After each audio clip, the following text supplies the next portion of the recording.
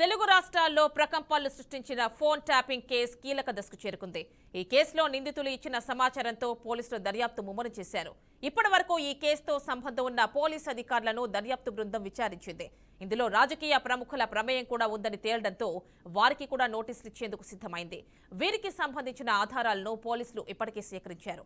మరోవైపు A4 నిందితుడిగా ఉన్న మాజీ డీసీపీ రాధాకిషన్ రావు ఇచ్చిన వాంగ్మూలంలో నలుగురు నేతల పేర్లు వెల్లడించినట్లు తెలిసింది. ఇప్పుడు ఆ నలుగురు ఎవరన్న దానిపై చర్చనీయాంశంగా మారింది.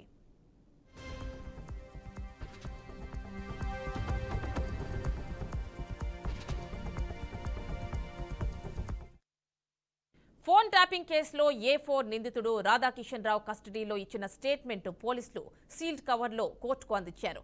రాధాకిషన్ రావు ఇచ్చిన సమాచారంతో పలువురు రాజకీయ నాయకులకు నోటీసులు ఇచ్చే అవకాశం ఉన్నట్టు తెలుస్తోంది. దర్యాప్తు బృందం నేడు మరికొందరిని బంజారాహిల్స్ పోలీస్ స్టేషన్ కు పిలిచి విచారించింది. ఇప్పటికే అరెస్టైన నలుగురు నిందితుల నుంచి దర్యాప్తు బృందం కీలక సమాచారం రాబట్టినట్టు తెలుస్తోంది. రాధాకిషన్ రావు స్టేట్మెంట్ లో ఓ పార్టీకి చెందిన నలుగురు కీలక నేతల పేర్లు ఉన్నట్టు సమాచారం.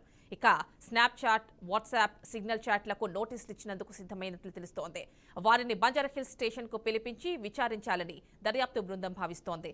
25 మంది స్పెషల్ టీంలో రేవంత్ రెడ్డి కదలికలపై నిఘా పెట్టినట్లు సమాచారం. విచారణలో నిందితులు ఇచ్చిన సమాచారంతో దర్యాప్తు కొనసాగుతోంది.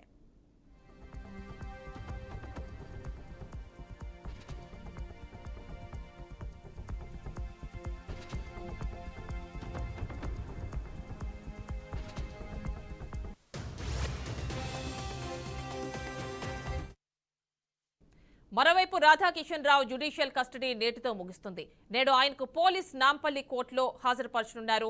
ఆయన కస్టడీని పొడిగించే అవకాశం ఉంది. కాగా ఫోన్ ట్యాపింగ్ కేసుకు సంబంధించి తెలంగాణ ప్రభుత్వం కీలక నిర్ణయం తీసుకుంది. ఈ కేసు విచారించేందుకు ప్రత్యేక పబ్లిక్ ప్రాసిక్యూటర్ గా సీనియర్ న్యాయవాది సాంబశివారెడ్డిని నియమిస్తూ ఉత్తర్వులు జారీ చేసింది. ఈ ఉత్తర్వుల్లో ఆధారంగా పంజాగుట్ట పోలీసులు కోర్టులో మెమో దాఖలు చేశారు. పబ్లిక్ ప్రాసిక్యూటర్ నియామకంపై నాంపల్లి కోర్టు ఈ నెల 15న నిర్ణయం తీసుకోనుంది.